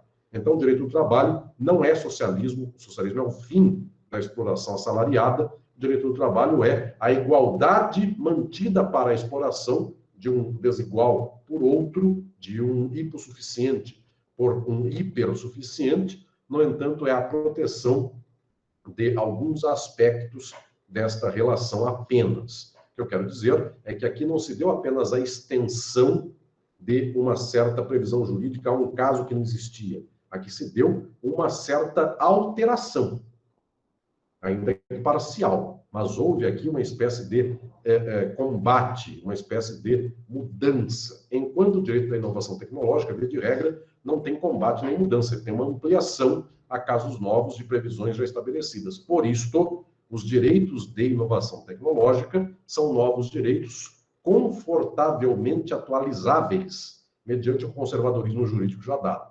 E os novos direitos por esgarçamento de relações jurídicas são direitos de conflito e, via de regra, eles encontram uma posição atroz. E mesmo quando eles conseguem se implantar, vem um combate posterior, que é o caso patente, no qual se pode ver esta contraposição, o caso dos direitos sociais. Desde Vargas, em 43, nós já estamos aqui em 21, daqui 2 anos vamos para 23, vamos para 80 anos da promulgação da CLT, e ainda assim o campo burguês brasileiro não aceita a CLT. Esta novidade não passa 80 anos da sua inovação, mesmo assim ela não é aceita. Portanto, são 2 modelos diferentes de novos direitos que geram impactos também diferentes no tecido social e na própria cultura jurídica. Senhoras e senhores, obviamente, se são 2 tipos distintos de novos direitos, e só há 2, esta é a minha tese, só tem 2 jeitos de inovar o direito, seja alterando o que já está dado, ou seja, ampliando para o que não existia. Portanto, não tem terceira forma de ampliação de direitos, não só de direitos objetivos, mas de direito objetivo, inclusive, instituições jurídicas, não tem uma terceira forma. Em havendo estas 2 formas, também há de se inferir que o modo pelo qual o profissional do direito olha estes novos direitos e se educa para poder controlá-los e manejá-los são modos educacionais distintos. Portanto, nesta minha cátedra da OAB, ao explicar às senhoras e aos senhores, ao deixar este legado histórico de reflexão sobre como se educa a advocacia, também há de se pensar que, em havendo 2 modelos de novos direitos, há 2 formas de educação sobre esses novos direitos. E estas 2 formas de educação são tão diferentes que revelam, inclusive, as práticas da reprodução do capitalismo para 2 horizontes muito distintos, insígnes da própria forja da advocacia. 3 minutos de intervalo para, então, chegar à parte derradeira deste curso, que é a reflexão sobre a educação advocatícia em face dos novos direitos. Senhoras e senhores, eu quero agora iniciar a etapa da reflexão acerca da estruturação educacional da advocacia e do profissional e da profissional do direito acerca dos novos direitos.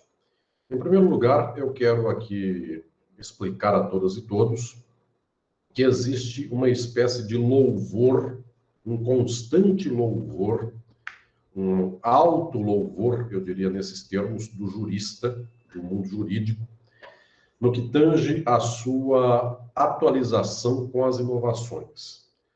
É uma espécie de padrão, eu chamaria aqui, de distinção profissional, o jurista se dizer atualizado com as novidades do direito.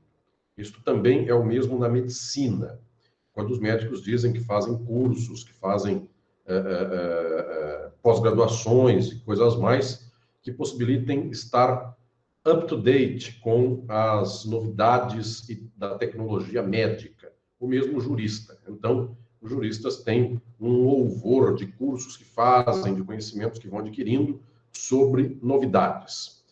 É verdade que o mundo jurídico viva em grandes momentos, seja atravessado por inovações jurídicas. Eu dou exemplo, mais uma vez, dos grandes códigos, quando são promulgados, o novo Código Civil, o novo Código Penal, o novo Código de Processo e coisas mais. E a Constituição.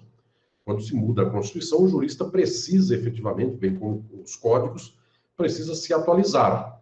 Eu dou também um exemplo, não muito distante, das ditas reformas trabalhistas do governo pós-golpe, governo golpista de Michel Temer. Estas reformas trabalhistas, até hoje, têm, da parte de advogados e advogadas trabalhistas, tem que ser estudada cotidianamente, porque a prática de décadas de advogadas e advogados juslaborais não serve mais para os dias atuais. E tanto é uma espécie de pântano, no qual as conclusões nem são óbvias, nem são pacíficas, que tampouco a magistratura do trabalho tem a mesma percepção sobre quais são essas mudanças. Muitos magistrados de primeira instância julgam, inclusive, contra as normas da reforma trabalhista, dizendo que elas são inconstitucionais, à espera de que o STF as declare inconstitucionais um dia. E esta esperança é uma esperança que animou a muitas e muitos, inclusive, quando eles imaginavam que o Brasil, em algum momento, veria o STF declarar que o impeachment de Dilma Rousseff era um golpe. E esta ocasião não chegou até os dias de hoje. Portanto, provavelmente o mesmo se dará com as reformas da CLT. A expectativa de que um dia o STF as declare inconstitucionais, muito provavelmente não acontecerá. Pois bem, o que estou dizendo é que o direito é atravessado pela inovação, pela novidade, todo dia. Agora, pasmem, ele é atravessado pela inovação e, ao mesmo tempo, ele praticamente nada muda, mesmo com as inovações. Agora, é uma espécie de problemática ideológica da educação jurídica e da educação advocatícia. Tudo muda no direito para nada mudar. Esta é a tese central que eu quero aqui expor a todas e todos vocês. Porque, efetivamente, o quadro da ampliação tecnológica, direito da internet, no que tange às relações contratuais, se aplica a esta plataforma de novos direitos, a velha plataforma do direito civil. E, complementando a esta plataforma, a relativamente velha plataforma do Código de Defesa do Consumidor. Portanto, a lógica jurídica é a mesma. Muda o objeto temático. E toda a implicação ideológica do direito, ela se apresenta sempre nos mesmos quadrantes. E eu diria aqui que é quase uma estabilização plena sobre como se comportar com as novidades. Observem, as novidades do CPC, observem as reformas constantes, inclusive desta década que acabou de terminar, sobre o CPC, as últimas grandes alterações do Código de Processo Civil. Estas alterações, elas são tomadas como alterações a serem cumpridas. Vejam se me entendem, alunas e alunos, que eu vou falar agora em termos de ideologia jurídica sobre os novos direitos. O CPC, uma vez mudado, ele deve ser cumprido. O direito do trabalho, se ampliado, ele não deve ser cumprido. Portanto, observem, há ramos do direito que é preciso pagar para ver, outros são de aplicação imediata, eficácia imediata. É de tal modo chocante este quadro, eu sempre insisto com essa questão, escrevo muito sobre ela. A Constituição Federal de 88, a parte dela que era de progressismo jurídico, de institutos, por exemplo, que previam direitos sociais, ela foi tomada pelos juristas ideologicamente de pronto como uma questão de norma programática. E tudo que envolvia o interesse do capital, norma de aplicação de eficácia imediata. Portanto, prezadas e prezados, se o jurista consegue ver nos institutos normativos constitucionais duas ordens de normas jurídicas, sendo que a Constituição nunca disse que uma norma é para cumprir quando puder, ela dá tudo como norma. E se o jurista recepciona uma novidade como uma aplicação imediata, e a outra novidade ele diz, aplicará o dia que der certo, norma programática, já é a prova de que a ideologia da novidade jurídica é totalmente determinada pela ideologia da reprodução econômica da sociedade capitalista e das dominações que lhe correspondem. Portanto, entendam o que estou aqui dizendo. Mesmo que as inovações sejam extraordinárias, se o tecido dominante da reprodução social não aceita essas novidades, elas podem ser promulgadas na Constituição. Haverá algum jeito de fazer com que elas não se apliquem na prática. Portanto, serão normas programáticas. Observem que a recepção das inovações não tem a ver com a ideologia da novidade, tem a ver com a ideologia dos sujeitos que se encontram em classes ou grupos ou locais da reprodução social de dominação ou de subordinação. Portanto, prezados e prezados, eu estou aqui dizendo que a educação para a inovação jurídica depende da posição do jurista em face do todo da reprodução social. Este aqui é o aspecto central. Por isso, via de regra, o jurista rejeita as inovações jurídicas. Por mais que o jurista louve a inovação jurídica, ele louva enquanto aparência, tal qual o médico diz que ele está sempre repleto de novidades, mas ele pendura um diploma a mais na parede dele e opera do mesmo jeito há 50 anos. Inclusive, se duvidar, tem o bisturi da sorte. Por mais que ele possa propugnar novidades, ele tem um bisturi que dá sorte a ele, de tal modo que ele então não muda nem sequer o hábito do trabalho cotidiano dele.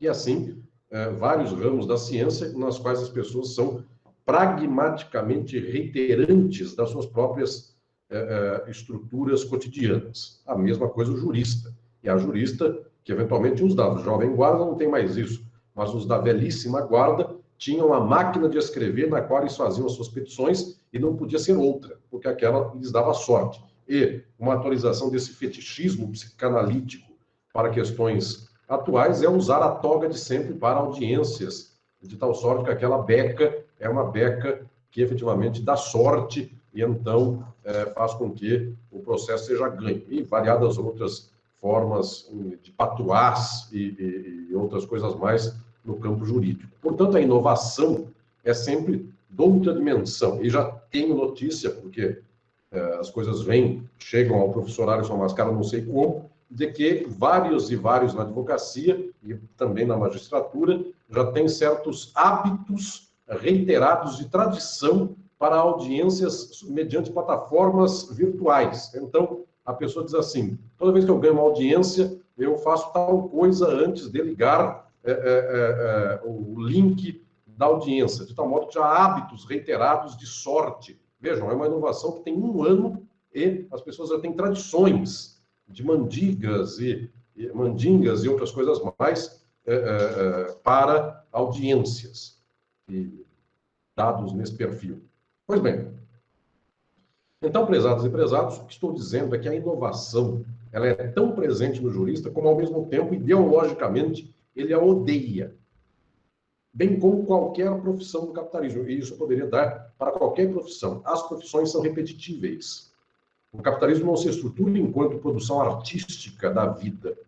Ele se estrutura enquanto produção de reprodução tecnológica da vida. De tal modo que as pessoas trabalham no capitalismo não com o vigor do original, mas com a necessidade da reiteração repetitiva. Da reiteração e da repetição.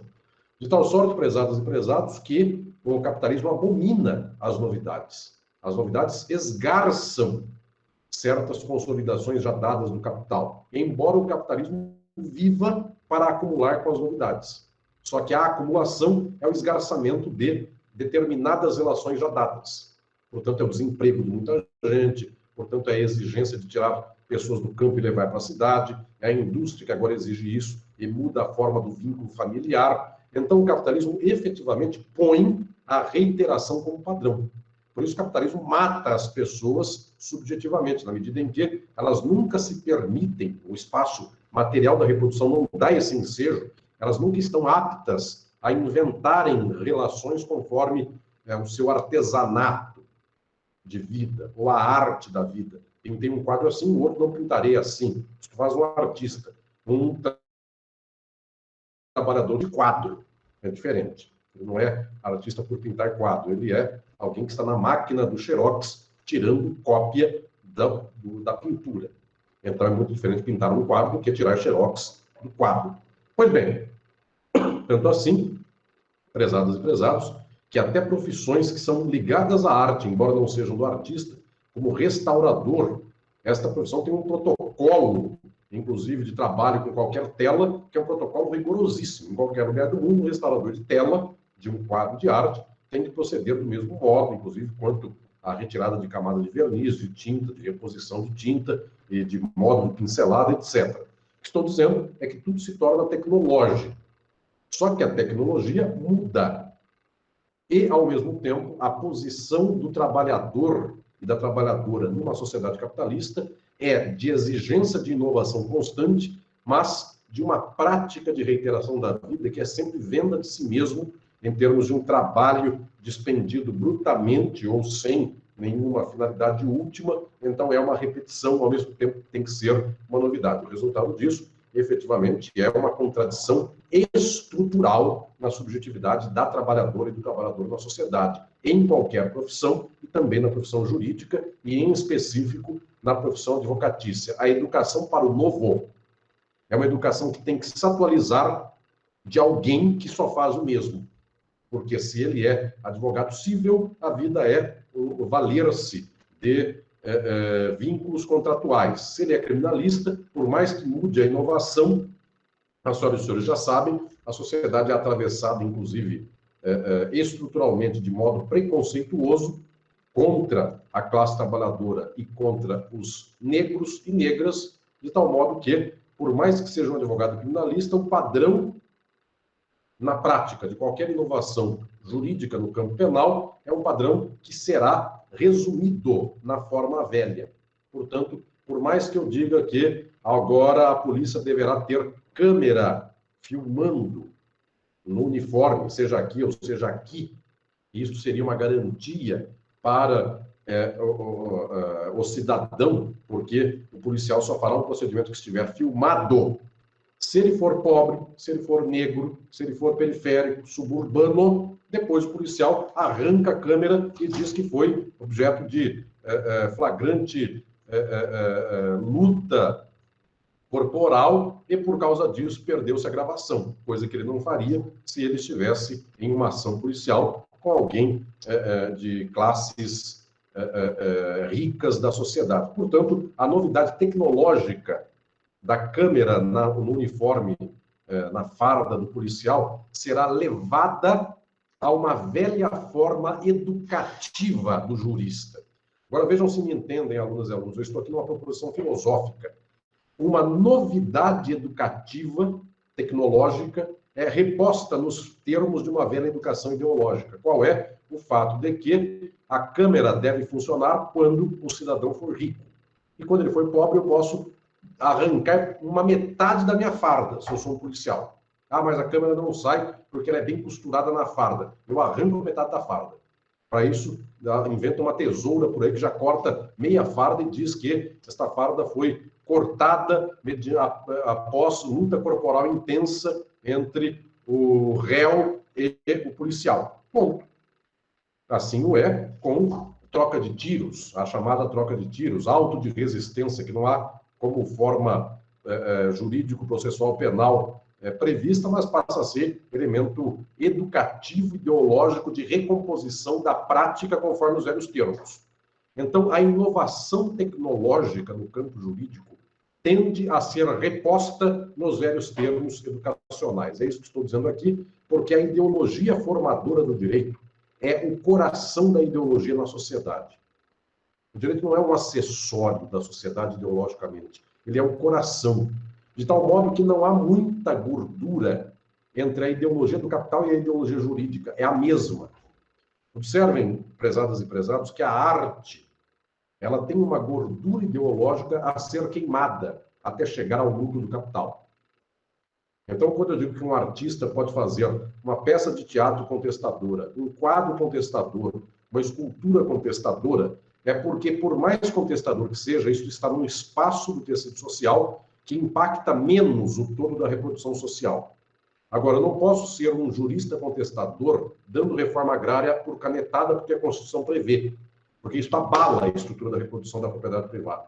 E uma peça de teatro não abala neste nível. Ela efetivamente é incidental, de tal sorte que esta educação da arte, enquanto novidade, ela tem gordura a se queimar, ela pode prosperar um pouco mais, até que o capital um dia dê qual é o limite para a propagação desta novidade. A ideologia jurídica não tem espaço para novidade.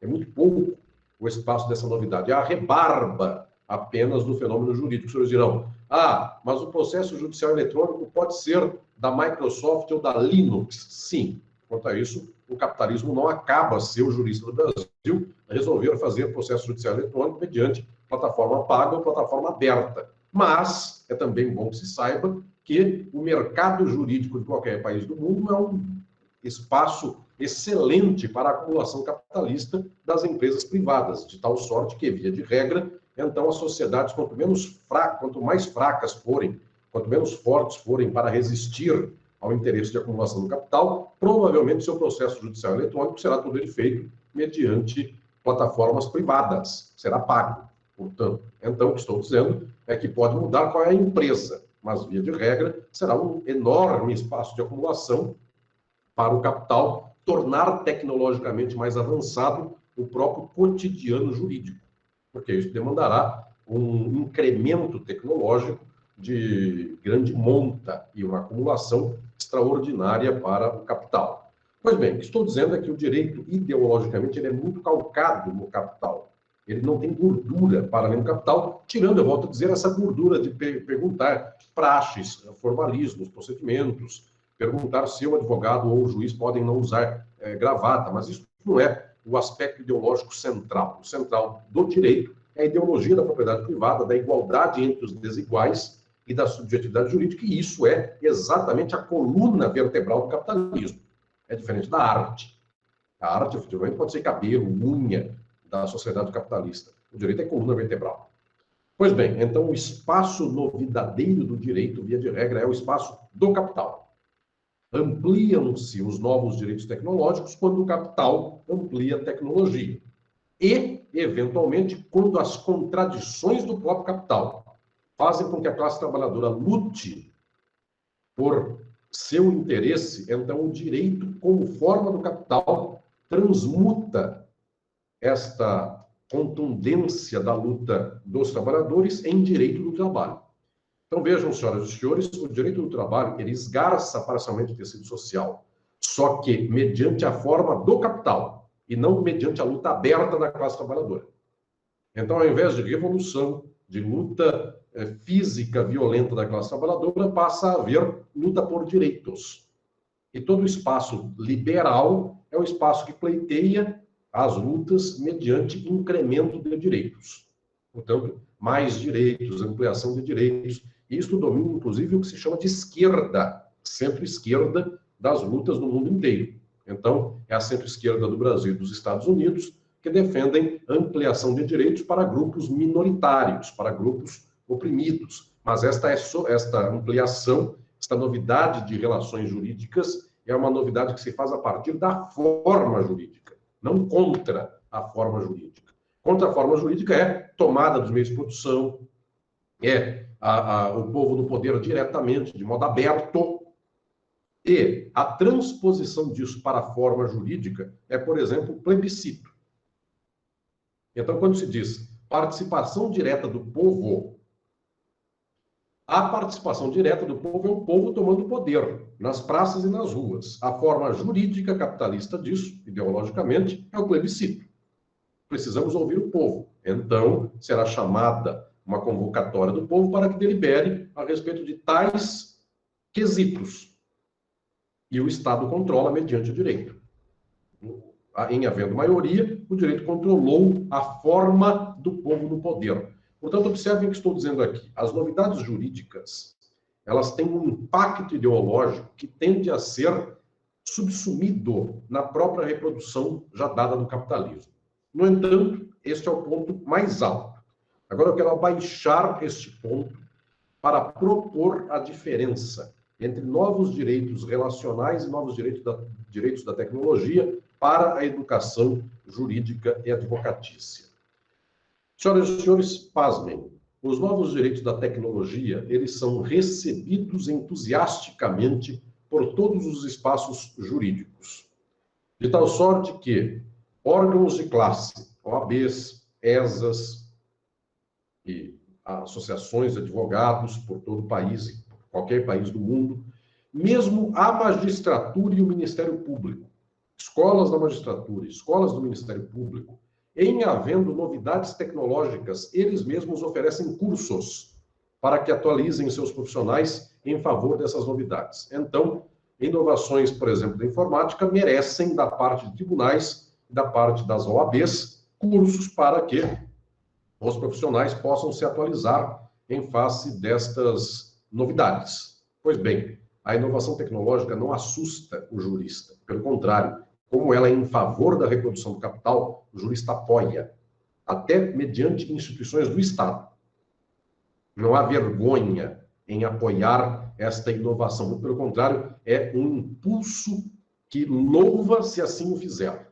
Agora, observem, os direitos da classe trabalhadora, os direitos de grupos eventualmente ainda profundamente oprimidos na sociedade. Então, eu daria o exemplo de direito do trabalho em 1930, luta trabalhista em 1930, luta dos trabalhadores em 30, CLT de 43. Ou então, os direitos da comunidade negra brasileira, até muito pouco tempo atrás, ou então os direitos de grupos homoafetivos ou transexuais no Brasil, até 15 anos atrás, ou 10. Muito provavelmente um tribunal, se fizesse um curso em favor do apoio aos direitos de transexuais, este curso seria abominável num tribunal até 15 anos atrás. Eu estou dando 15 anos porque até hoje é abominável. Só que eu não quero ofender eventuais ouvintes desta minha aula. Portanto, há determinadas relações que, uma vez pleiteadas, elas esgarçam mesmo, e a educação sobre esse pleito não se faz oficialmente. Observem, prezadas e prezados, os grupos que sofreram perseguição do Estado em tempos de ditadura. Então, os grupos que combatem o histórico da tortura do Estado brasileiro, que advém dos períodos ditatoriais. Muito provavelmente nós não veremos espaços jurídicos educativos para esses novos direitos que possam passar a limpo os momentos de tortura da sociedade brasileira. Não haverá isso nos tribunais. Causa polêmica. E, no entanto, volto aqui a dizer, direito da internet é louvado por qualquer órgão de representação jurídica do país. Porque os novos direitos da tecnologia não chocam. E os direitos que esgarçam o tecido social chocam. Agora é a tese central que eu quero aqui explicar às senhoras e aos senhores. Os novos direitos da tecnologia são uma educação passiva de juristas. E os novos direitos das relações sociais são uma educação ativa dos juristas. Por que educação passiva no que tange aos novos direitos da tecnologia? Porque eles são dados abertamente, os tribunais, o novo OAB incentiva de tal sorte que já vem pronto o pacote para que se possa avançar por aquele caminho. Ou seja, o jurista não tem que enfrentar resistência. Pelo contrário, ele tem a estrada aberta. Ele opera em padrões límpidos e favoráveis de educação de si próprio. Eu posso dar o exemplo da advocacia. Alguém que esteja advogando em algum escritório e diga assim aos seus chefes: eu gostaria de sair mais cedo por um mês para fazer um curso sobre o impacto do processo judicial eletrônico na advocacia, provavelmente ele receberá até apoio de sua chefia. Se ele diz assim: eu gostaria de fazer um curso para entender os novos direitos LGBTQIA+, provavelmente ele sofre uma repressão da sua chefia extraordinária, porque, a não ser que o escritório seja especializado nestas questões e causas, o que é raríssimo, via de regra, isto revela um incômodo profundo para aquele grupo dominante no próprio escritório da advocacia. Pois bem, senhoras e senhores, estou dizendo aqui que esta forma de educação, quando é para novas tecnologias, é uma forma passiva, porque não enfrenta a resistência e deslinda uma caminhada sem que haja aqui qualquer sofrimento mais patente, a não ser o sofrimento da própria compreensão da novidade. Portanto, é uma espécie de atividade educativa. Alguém ensina qual é a novidade no plano tecnológico. Já os direitos advindos de luta e advindos aqui de um esgarçamento do tecido social, esses direitos se educam na prática da luta. Por isso, é uma educação ativa. Quem quiser saber o que precisa a classe trabalhadora tem que ir ao sindicato e tem que ir na base sindical. E, eventualmente, tem que enfrentar o direito estabelecido. A educação jurídica é pela pedra, para dizer nos termos de João Cabral do Melo Neto, do velho poeta. Esta educação pela pedra é a educação que tem que enfrentar as condições nocivas de um novo espaço de juridicidade que se pretende ou que se consegue, mas que é constituído a partir do esgarçamento da reprodução já dada. Então, é uma educação pelo contra, é uma educação que enfrenta resistência. E esta educação não se faz na sala de aula, não se faz na faculdade, não se faz nos espaços de representação de classe, como a OAB, Tribunal de Justiça ou outros mais, e tampouco se faz mediante o escritório de advocacia. Esta educação se faz na movimentação, eu diria, orgânica, material, concreta da sociedade. Por causa disso, a educação advocatícia, agora eu quero propor às senhoras e aos senhores, ela não pode ser pensada como mera resistência à novidade jurídica ou engajamento imediato à novidade jurídica. Depende de qual novidade. Então, a minha proposição é a de que o jurista não é nem conservador, nem progressista, só por ser jurista, no que tange a inovação jurídica. Ele é um conservador de uma lógica de reprodução do capital. Agora, se o capital, para a sua reprodução, que é contraditória e conflitiva e de crise, ele próprio precisa se atualizar ou se modificar parcialmente, em algumas apenas de suas facetas, o jurista se torna progressista para a manutenção da estrutura da reprodução da ordem capitalista. Então, até o que se chama de progressismo é um progressismo em sustento de uma conservação. O que estou aqui dizendo, prezados e prezados, é que a educação advocatícia para os novos direitos tem que observar o quadro das contradições sociais no qual brotam os novos direitos. Agora, o fundamental da inovação é compreendê-la nos termos jurídicos a partir de uma chave dupla, ou uma inovação que efetivamente esgarça o tecido social e que propõe, então, aqui força divergente, parcialmente oposta àquela força estruturante do todo social, ou, então, mera inovação tecnológica, e, neste caso aqui, via de regra, esta inovação é favorável à reprodução do capital, favorável à acumulação, e o jurista, então, é entusiasta deste tipo de inovação tecnológica. Isto carreia, volto a dizer, duas possíveis educações advocatícias. Aquela que se educa e se atualiza para o novo, e esse novo é só tecnológico, e isto recebe aplausos sociais, e a educação que se revela uma educação de confronto, de conflito.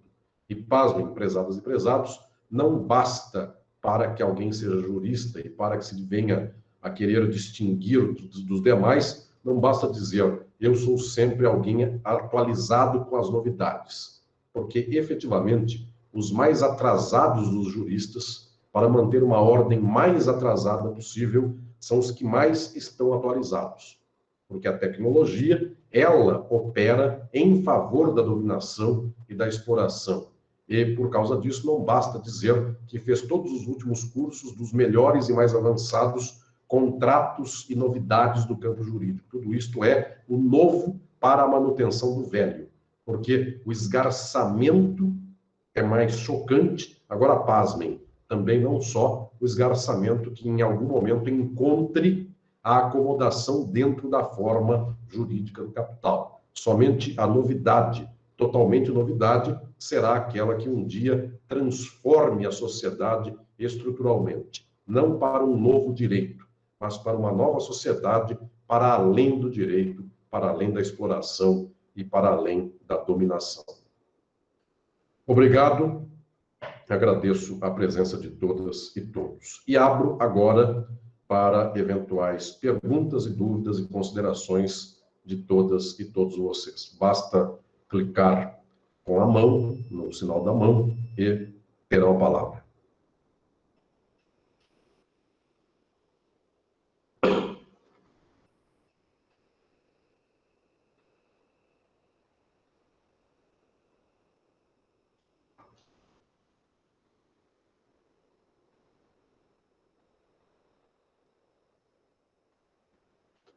Agradeço a todas e todos pela ocasião de hoje. Esta reflexão, alunas e alunos, é efetivamente uma reflexão que envolve a educação advocatícia, mas, em especial, ela envolve pensar o que é o próprio direito no ponto mais dinâmico dele, que não é aquilo que já é dado, mas aquilo que surge aonde não há e que poderá surgir de agora para frente. E a novidade jurídica tem que ser pensada enquanto produção do novo para a reprodução daquilo que já é dado. Pois bem, eu mais uma vez cumprimento a todas e todos e fico à disposição de todas e todos, inclusive, volto aqui a deixar aos que eventualmente não tenham meu próprio e-mail pessoal como contato. E é uma alegria revê-las e revê-los, várias e várias de vocês que acompanham esta cátedra já desde o ano passado e tantos também do meu